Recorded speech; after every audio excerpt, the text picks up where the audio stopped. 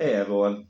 So I'm not really even sure where to begin with this one, but thinking a lot about duality recently, about different possibilities of what duality means. I mean, generally in the spiritual communities, truth seeking communities, different religious and other type of Gnostic or Hermetic communities, we can all agree upon the concept that we all came from the same source and that essentially we are all one.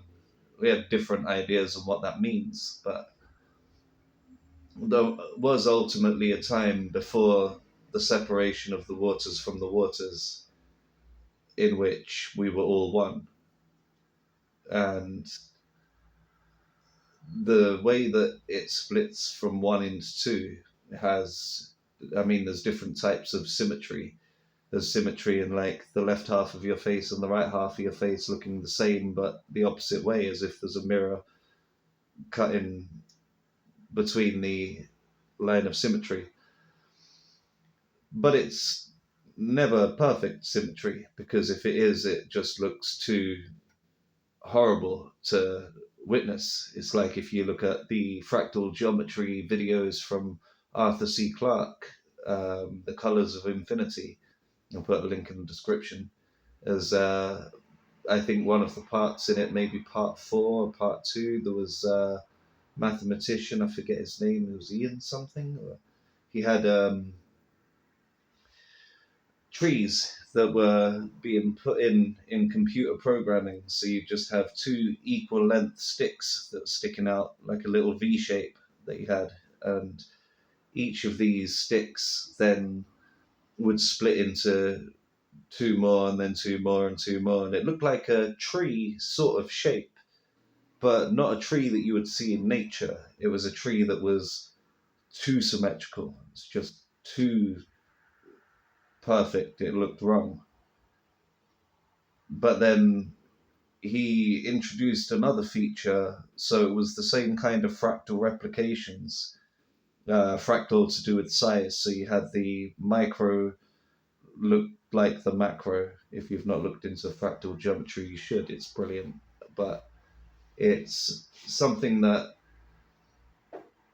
mm, seeing the mistake, the two lines that were on the V initially that were equal length, when he placed them two at different lengths, so one was shorter than the other, the way that the data was reflected inwardly, the smaller parts were then asymmetrical, but also looking symmetrical at the same time. It's something that you could see that there was a symmetry to it and that there was a pattern to it, even though you recognize that it's not perfectly perfect symmetry. Same as looking at another person's face. If you were to get an actual mirror, put half of your face reflected into the mirror reflection, it wouldn't look like you. It would look like a different person. Same if you'd done it on the other side. It would look like two entirely different people, both that look different from you, or that look half the same. So the duality that we're split into from singularity could be like the left and right half split. But there would also be the top and bottom half split, the two opposing ends, the things that have the opposing features due to the roles that they would play in the motion. So there's that level of symmetry as well, a bit like if you've seen my earlier videos where I've had the wheel, the 12 spoked wheel, that you've got the 12 musical notes, the 7 white keys of a piano and the 5 black keys of a piano. And if you arrange them, you will see, like into a 12 spoke circle, you'll see a perfect line of symmetry with D at the top. You have the entire left half is a perfect reflection of the right half, and the top and the bottom, wherever you get a white key on the top, you get a black key on the bottom, and the B and F notes would count as both white and black in order for the balance to work. So that's at least two types of symmetry that we get split into. So really, the world of duality, there would be like quadrality or something. It'd be four rather than two. You've got that with just two different types of symmetry and polarity. It's probably possible to keep moving with this on different layers of what the polarity would be. And whenever you get a new layer in the polarity there, it's discovering two different extremes of one state. So you'd have like love and hate being two different extremes of passion, whereas you've got good and bad, I suppose, of behavior, two different extremes or of feeling. But this was the argument I was thinking about earlier. Is it possible to exist outside of duality? Because duality is used to keep you to a middle path. You have things that you recognize through pain that if you didn't recognize, it could cause problems for you. Like you recognize that something hurts, so you learn something from that, that does damage to your body somehow, or damages the area that felt the pain. And without that sensitivity to that in the first place, you're not going to be able to use that knowledge for much else. Like nature's equivalent of this would be the honey badger. The honey badger that has no fear whatsoever would just walk into a bee's nest and start eating the honey, being stung by the bees, just doesn't care. It's got that you're going to be dumb, you've got to be tough vibe. You've got these creatures that just go about fearlessly doing things regardless of the consequence on their health, almost as if it's an experiment. Just like what happens if you have a creature that has zero fear? Well, how would it survive in this world? Because fear is often used as a danger response. It's a good way of being able to tell if something around you is feeling like it might hurt you, that has some kind of consequences there. So if you had none of that, what are the chances that you'll end up getting into a situation that will cause you to not survive? Like,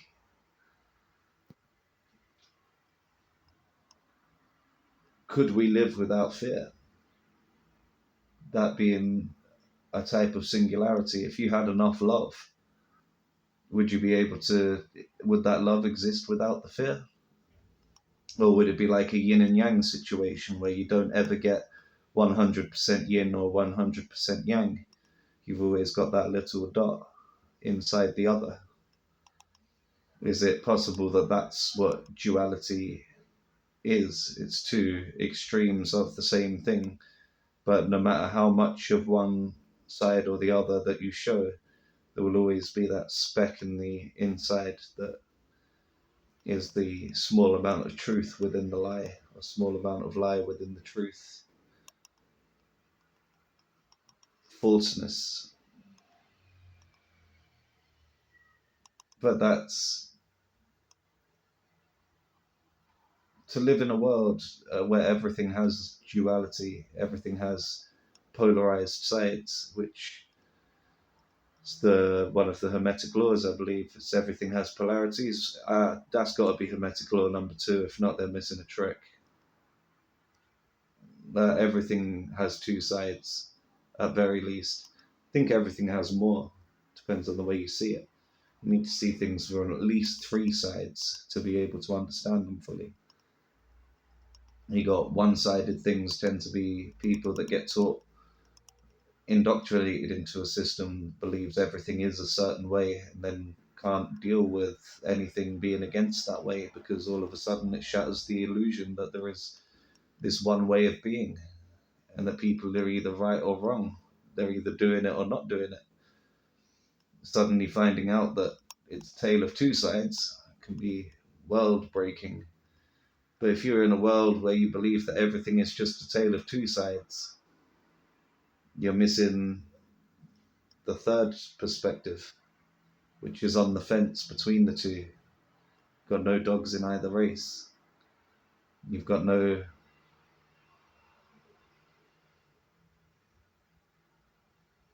There's nothing in it either way for you. If you're sitting perfectly in between them, that middle path, you can see the extremities on both sides and be able to laugh at it even. It's when you see in the extremes one person on this side screaming blindly that that number on the floor is a 9, person on this side screaming blindly that the number on the floor is a 6, and you're laughing because you're looking at this funny little squiggle on the floor that looks like it could be a 6 or a 9 on its side. It's all about perspective. The more perspectives you get, the better. And that's why division is often associated with science, which is often associated with the left. So you've got the division. Science is about dissecting things, isolating things, and being able to learn things about them from the parts. The right brain, it tends to be to looking at the whole picture. It's all about looking at something that would be a unifying grid of all. I think the right-minded science people would be the ones studying theory of everything, string theory, or some kind of philosophy in which everything adjoins to the one. There's very religious-minded, spiritual-minded would be on the right side, and this is not religious and dogmatic religion as you do this or else, like not the fearing religion, more the people that choose religion from love. Religion is never a good thing if it's forced. I don't think you're saving someone's soul by forcing them to adhere to a religion. It's like maybe delaying the inevitable, but this person needs to learn one way or another, right from wrong. Some people learn the hard way, some people learn the easy way. Forcing someone to do something that takes away their free will, it might cost them then another lifetime to come back in and have the free will to be able to choose these things, be able to learn the hard way. It's just something that could be an entirely separate tangent for another day. But we got the duality of everything, the way that things are kept divided. There used to be that middle path where people would be able to have a look on both sides and talk about, isn't this interesting or isn't this interesting?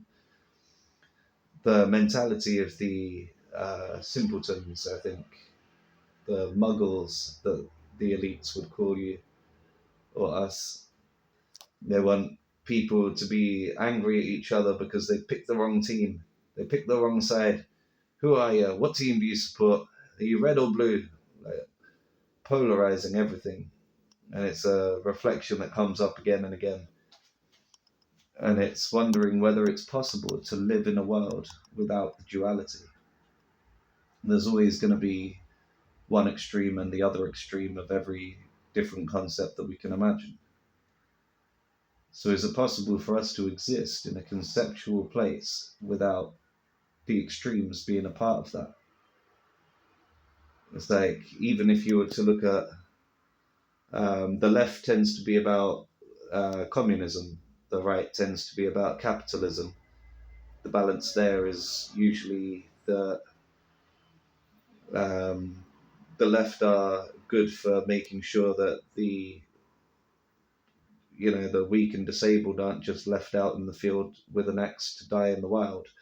Like, this is, people will be looked after depending on their conditions of their living, and there needs to be a level of that, the social care, that you need that in life. Otherwise, a lot of people's loved ones would just be forgotten and wasted. people are not as disposable as they would like you to think. Especially the old people, the elderly have a lot of tales, a lot of interesting tales to tell about how different things were. Maybe not so interesting because it's not trending on Instagram, but definitely ages worth of wisdom that are going to waste.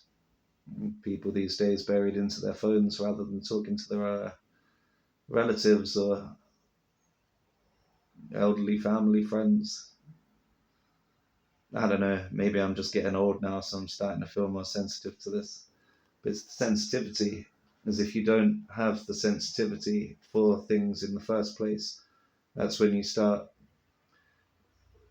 things come out with missing tones because you're unable to match them if you're unable to feel them. And that was the argument for things needing a duality. You need to be able to feel pain and pleasure, because if all you ever felt was pleasure and lack of pleasure, then you could be doing damage to your body, and all you'd feel is a lack of pleasure. You wouldn't know that you're doing damage. It's a bit like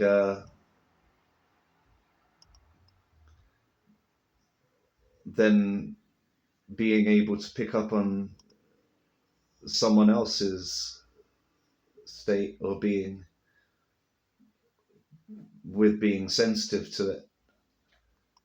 You wouldn't have that power if you're unable to feel it yourself. It's a bit like if a deaf person was to speak, someone that had been deaf from since birth, if they were to speak, they'd sound very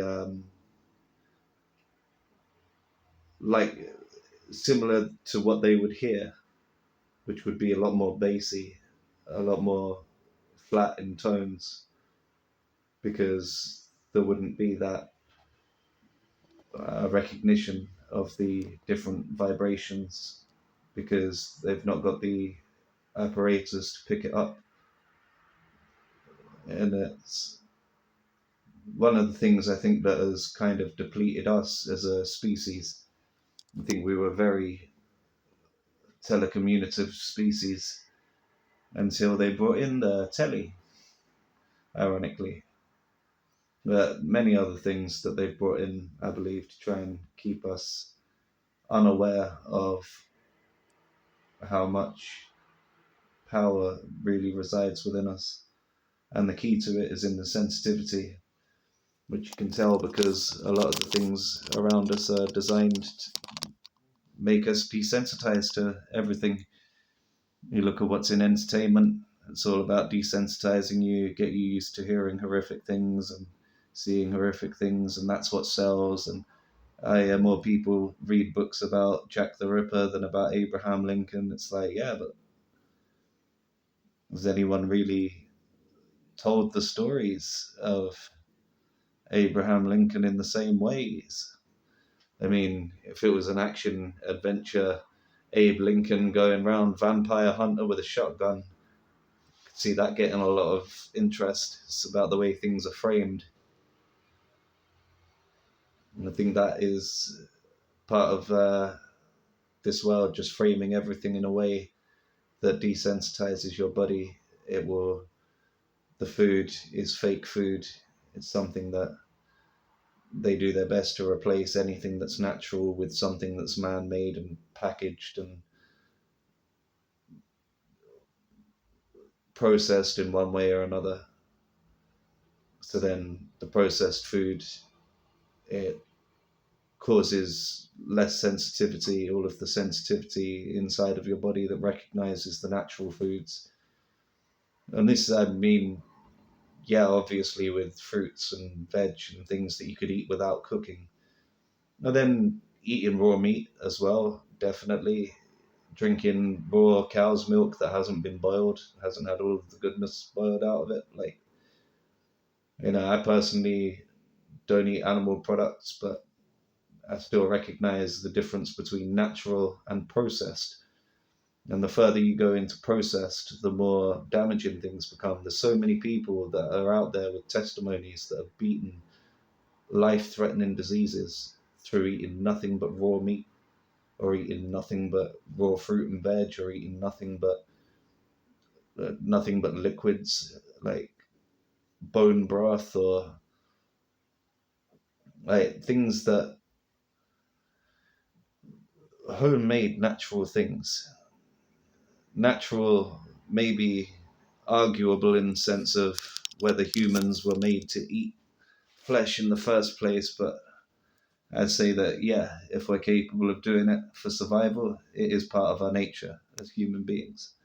So I would include eating meat as natural in that sense, even though there are plenty of arguments to say that our long intestine makes it so that nature wasn't uh, planning for us to be consuming meat or flesh that could spoil the animals that were made to eat flesh. They developed with very short intestines. What they eat is in and out within a day. Nothing sits around and causes problems in the long term. But we are survivors. There's people that have survived. If you look at France during the times where they discovered eating snails, people are very resilient and will find all sorts to survive on in the weirdest of climates. And it's coming away again from the duality, but it's related because of the food. I'm always in two minds about the food. I'm aware of what's good for me as well as aware of what I feel like having. And it's a weird place to be in.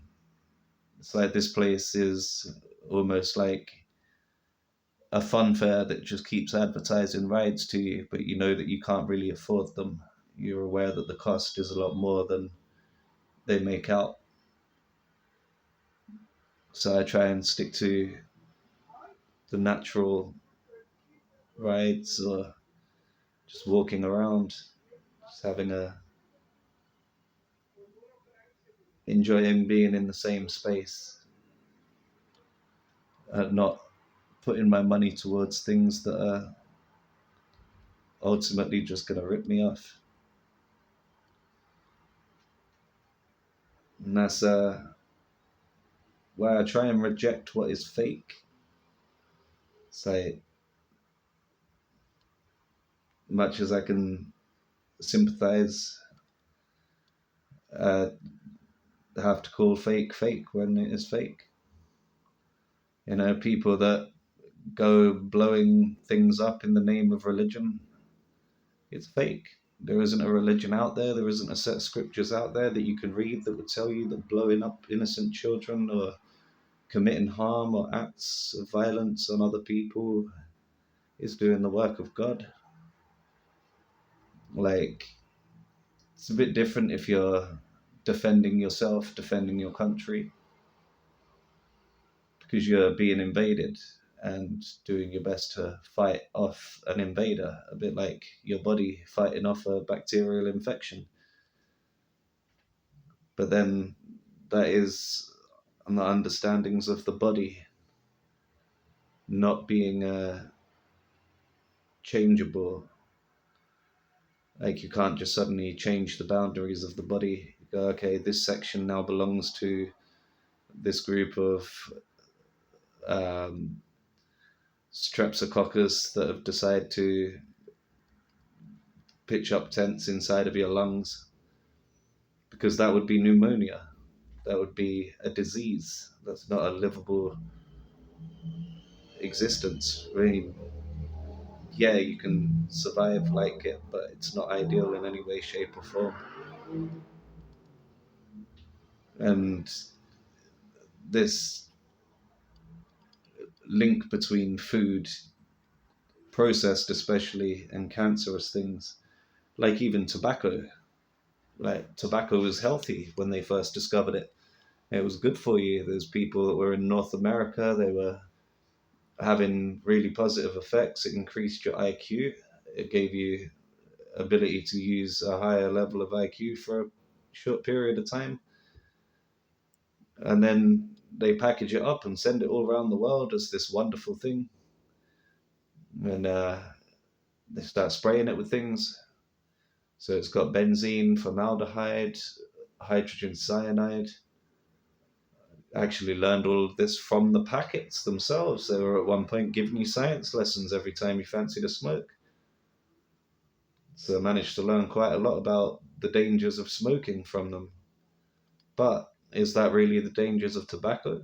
Or is that dangers of smoking because cigarettes cause these problems because look at all the additives? So it's another case of something natural being taken and twisted. I don't think they like the idea of people being able to grow and chew or smoke their own tobacco. It's possibly something that doesn't cause all of the death to your nervous system, like the chemicals in the smoking, the chemicals in the food, the chemicals in the water. It's like I realize you could get very paranoid thinking like that, but it's probably safer in this world to be paranoid and to be over cautious than it does to walk in blindly. I do believe that belief above all else will carry you through in the same way as the placebo effect always pulls through for people. And it takes a genuine belief that things are going to be okay for things to turn out okay for you. Like a lot of people get caught on the idea that they suffer for their own choices. That, oh, I knew I shouldn't have had that extra Mars bar or cream cake or something like that. They're not realizing how much of it has actually been replaced with fake product. Like, it's not the same as having a homemade cake. It's many steps away from that. Even the flour that is used, it's heavily processed. You've got the stuff that's sprayed on the crops to begin with. It's very difficult to find untainted ingredients. And when you do, when you make something for yourself with fresh ingredients, it tastes so much better. It's infinitely better. Yeah, it may take you a few times of mixing different ingredients, making mistakes with all added things that didn't turn out too great, but ultimately it's so much nicer. Almost makes it disappointing then when you go out to a restaurant and pay a lot of money for someone to do something that's just heavily laden with thick sauce. Minimal is better. The extra bits that you shove on there, the sauce, the extra flavors. It reminds me of when I got used to having all of the sweet things myself. I used to have so many Mars bars, so many biscuits, sweets, chocolates. I suppose less on sweets, actual gummy sweets or anything like that, but still the amount of that, cakes, everything at one point that I ate was either junk food or cream cake type sweet things, or lemon half moon cakes. I'd always be going about with those. It's ridiculous the level of sweet tooth that I had, to the point where fruit didn't taste very sweet. You get a lot of fruit, it tastes very bland. The things that tasted fruit flavored had more flavor in them than the fruit. The fruit had more of the natural things that my body would have been sensitive to. And there's only so many times that my body's going to be able to pick up on that before the sensitivity is lowered or removed altogether. I think the sensitivity is key. It's something that can't be forgotten. Because that is the whole reason why duality is needed. Because of the sensitivity, being able to feel when something is wrong. If you can't feel when something is wrong, then that's a problem. Because that means that your body could be in danger and you wouldn't even know. And this world that we're in, this world of duality, seems to play into the same pattern by first of all, starving you of what you do need, and then placing something inside of the space that you would have that thing that is not that thing. So it's like you've got a hole in your stomach where you need this nutrition, and instead of filling it with nutrition, they fill it with some plastic nutrition. Like instead of eating one of your five fruit and veg a day, it's like eating one of your five plastic fruit in a fruit bowl a day. It's not going to be good for your health, no matter how much it looks like it is. It's how I feel with the vegan health foods that you see in the supermarket. There's very few bits of the supermarket I actually consider to be food, edible for humans. But it doesn't mean that I don't still remember times when I enjoyed going about and eating what I fancied, just eating whatever for the hell of it. So when it comes to duality and what's right and what's wrong, I'm really in two minds about all of it. I've made my choices and what I feel that's right for me. And I think that everyone is different and everyone will ultimately have a different thing that is right for them. And what we're learning here through this division, this polarization in many different layers, is how we all interact with each other based on what level of extreme we come from and what the outcomes will be because of that. We'll get the full experience of the range of good and bad so that it's not just feeling good and a lack of good, which ultimately will lead to your own destruction through not being able to recognize what is bad. Is it possible to live in a place where nothing is bad? Well, no, because sometimes things get crossed, things. It'd be like saying, could you play that game Snake on your phone infinitely? The game where you just keep on eating dots and getting bigger and bigger. Well, eventually the snake would be so big that all of the pixels on the game are not enough to hold it.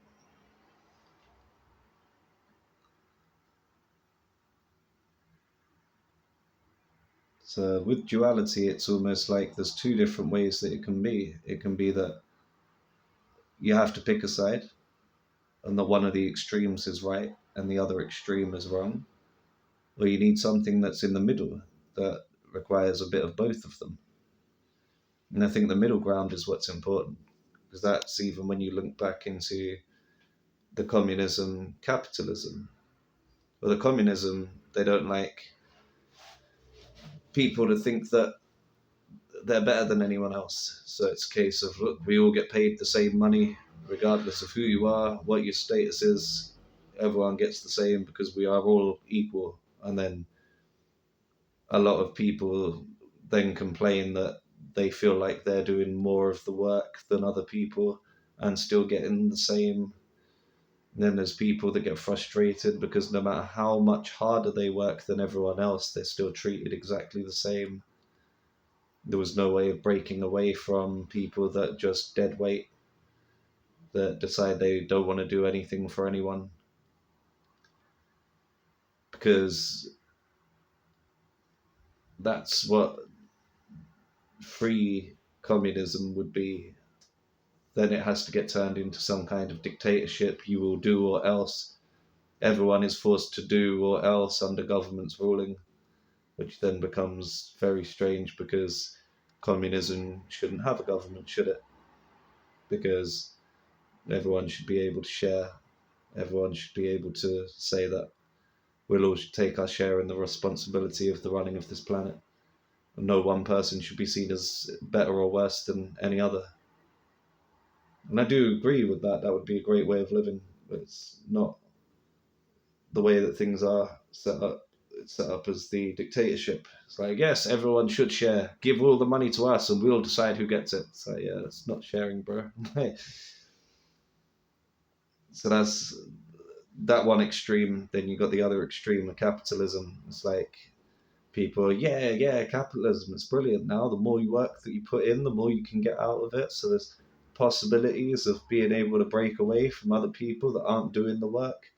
You know, the ones that their farms were always barren because they didn't bother planting or doing the work on time, and they always need to come over to your farm and borrow some potatoes, that kind of thing. So these people suddenly finding that the lack of work that they're putting in isn't paying off for them. So that's good in one sense. But in the other sense, you can go too extreme. And then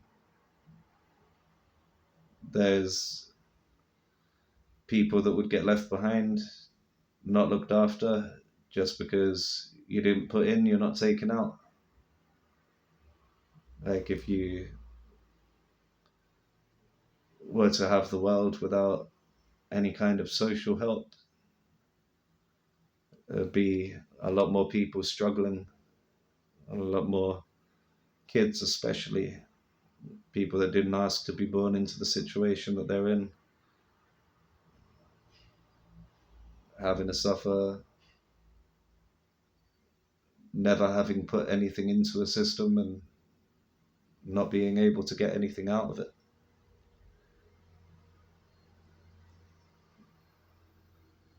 So you need the middle ground,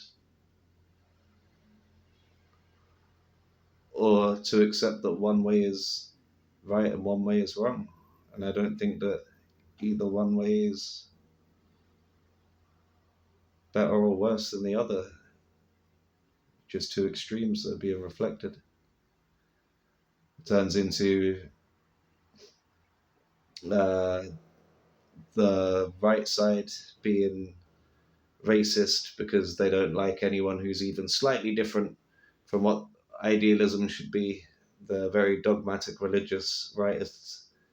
They believe that there is a right and there is a wrong. Nope, there is a God and there is a devil. Nope, we are with God. Your religion is blaspheming. You must be with the devil. Like, it's always black and white, and it's a right and wrong scenario.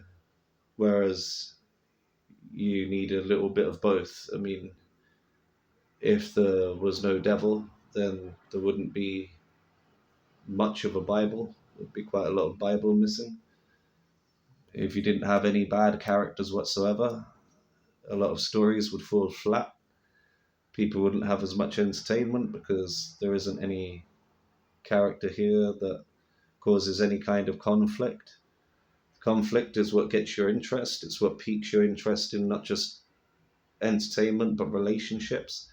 When people end up having a clash between them, a bit of friction between them, that's what causes the energy that sparks something off. If people never argued, then they wouldn't ignite that kind of bond between them. It was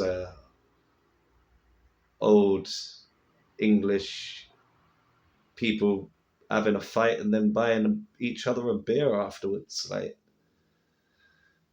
there's a certain level of bond that you get with people in Japan. I think that the majority of males that you see in animes, especially good fighters in animes, they want to fight the next person that they meet. Anytime they meet a new person, it's, oh great, I want to fight them. Then after the fight comes more of a bond. There's always that clash. The amount of times that I've met people in real life walking around and I don't like them for whatever reason, something about them that I really don't like. It feels like even the stronger the dislike, the stronger the bond when we become friends, because we realize at one point there was no reason for us not to like each other. We actually do have a lot in common and really do get on.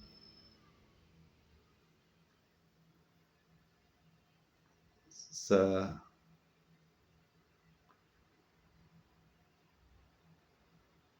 very interesting place of duality.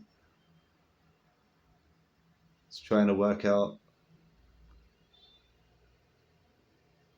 It is possible to get to a place of singularity, but the singularity, I believe, is the stillness and silence.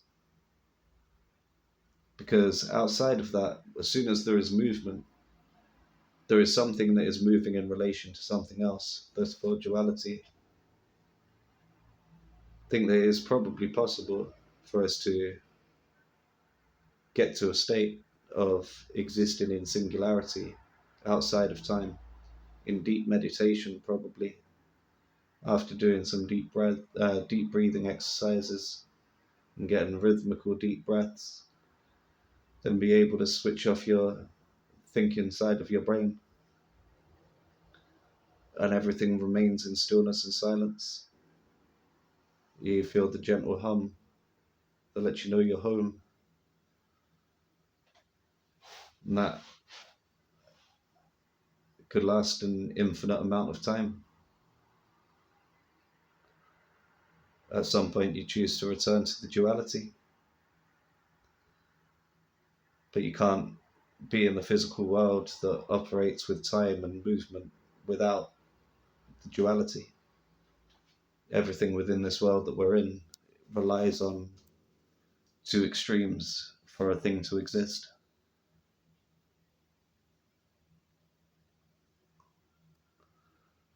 So, how far can you go in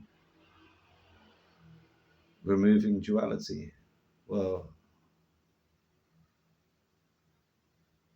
you could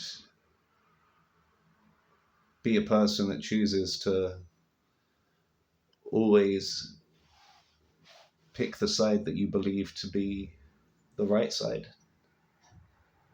Or you could sit in the middle and try and see both sides as well as the middle perspective, which I try and do a lot. But why not both? We're in duality anyway. It would make sense to choose both. It's difficult. It's like I've been doing my breathing exercises. I didn't make it. I've done, what, 2 days ago. So I've got about 19, 20 days, maybe 21 days into my New Year's resolution of doing the Wim Hof breathing exercises every single day, and missed a day completely, even missed the next day. So it's 2 days, just didn't do it at all. This morning I did two of them, so a bit of extra. I did the extended ones, found that my breathing is quite shallow in comparison to what it used to be. I'm doing the 30 breaths, like shallow breaths or deep breaths, but time wise, very rapid breaths, and then the holding the breath. Before I got so good that I could do it on the exhale, breathe out all the way, start doing the count down from like 30 seconds, then a minute, then a minute and a half. And I was able to go up to 3 minutes where I fully exhaled and then didn't breathe, and then breathed in for 10 seconds or 15 seconds. And I cannot do it now. Uh, Even with breathing in all the way and holding my breath on the inhale, trying to get to the 3 minutes mark is just not possible. But I did remember a lot of things, the recognition of what was going wrong. When I was able to do it before, it took stilling my thoughts and being able to calm my nervous system, which is a piece that I forgot to start emphasizing when I'm doing it. Within the first couple of uh, breath holds, you really need to bring your heart rate down.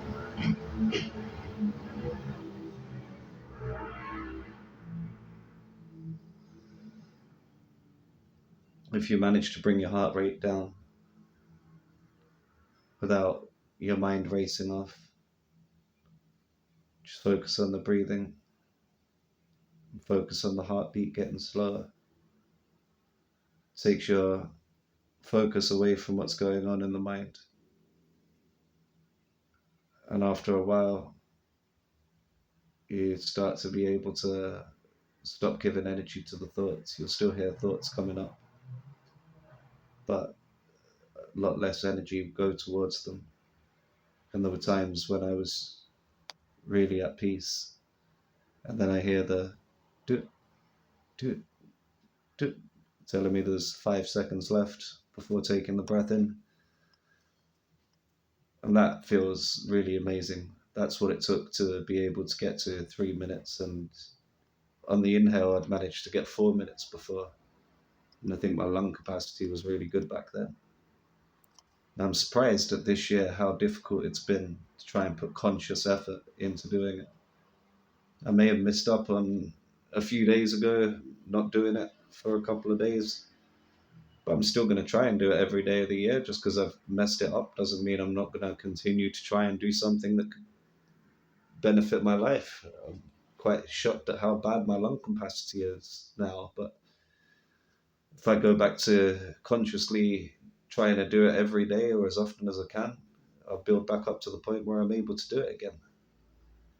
Just surprising how much effort it takes, how much mental pushing it takes to almost bully yourself into doing it. And then I remember it being like this at the start of the fasting. It's very difficult to put yourself through something if you feel it's unnecessary. It's a bit like where I'm feeling now with a lot of things. I'm still aware of why it's a good reason, and I can logically think my way through it. But in terms of feelings, a lot of the time I'm just like, I'm in two minds. I'm not really too upset about things going either way.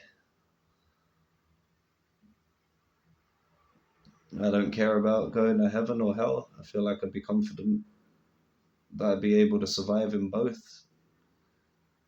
Like going to a better place or a worse place. I feel like I've got the endurance. It's a bit weird. It's like almost feeling indifferent to everything, in two minds about everything. It's keeping everything there in duality. Everything's floating in the air, ready for me to choose, but everything looks so balanced that it's hard to know which one is the right choice. You can only choose what is right for you. But for me, I like to choose the hard choice. So it's very easy to go down the road of doing things like, say, for instance, me, if I wanted to start eating takeaway pizzas with pepperoni and drinking whiskey straight from the bottle and getting some face melting drugs off of people that I hope are still doing okay now. I haven't seen for a while. Like, this is,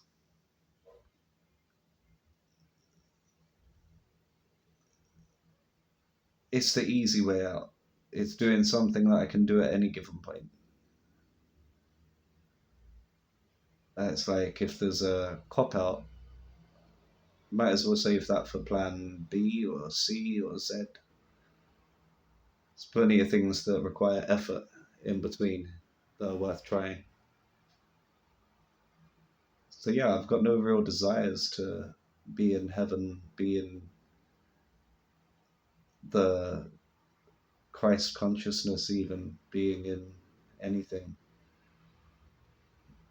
above where I am. Like I'm quite comfortable just being in this state of physicality, learning things, spending time with people I love, learning things from them.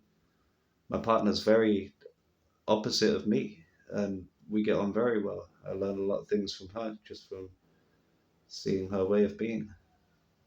I imagine it's very much a two-way thing. Same as my mum. My mum's a Pisces, my partner's a Leo. So with the Leo, it's the Aries is the head, Leo is the heart. We've got that kind of opposition. with me and my mum, Aries being the head, Pisces being the feet. It's the other kind of opposition. It's like that's two different types of symmetry already. And I do think that that's very important when it comes to learning things, being able to see things through more than one perspective. Otherwise, you're not really learned anything. You've just been taught to repeat a bunch of things. No validity to, or no knowledge of whether or not they're truthful, how much validity there is to the people that composed it. So yeah, I don't know what this has come up on a Friday of all days. Nothing to do with duality. It should be a Tuesday video. Uh, yeah, the videos has been a bit hard as well. I'm not sure.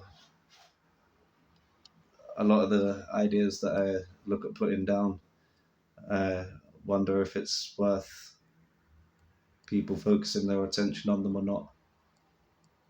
And recently, on top of having trouble with the data, not having enough room to actually save the videos after I've made them, uh, not knowing whether or not the videos will be worth people seeing. I like to think that I'm providing some kind of service here. This is passing on things that have helped me. Surely it's going to help someone, but how much to emphasize on different things? I've got collections of people that have been involved in child trafficking and links between these people and government, and I think that it's important to know that it is happening, but I don't think it's healthy for you to put a lot of your thought and attention into it. So it's a bit just not really knowing what to do. So I'm trying to keep on a happier note for now and just posting videos as and when, since doing them every day isn't as easy as it looks. I'm going to try and get more out. I'm going to try and have a better structured thing so you don't have to go too deep into certain subjects with still getting the benefit from seeing them. I think it helps to have the truth, even when it's the cold, hard truth that's hard to digest. It's definitely better than having something fake put in its place. It's what they call flipping the polarities. Truth becomes lies, and lies become truth. Fantasy becomes reality, and reality becomes fantasy. And that's what they say about the devil, can only ever twist and warp and pervert God's work. Was never much of a creator, didn't have the power to produce in the way that God does. And therefore God always wins. Or so the stories go. But then in singularity, we are the same, he and I.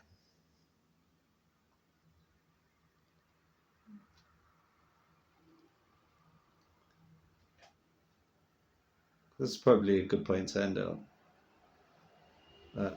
Thanks for watching. Stay tuned for more.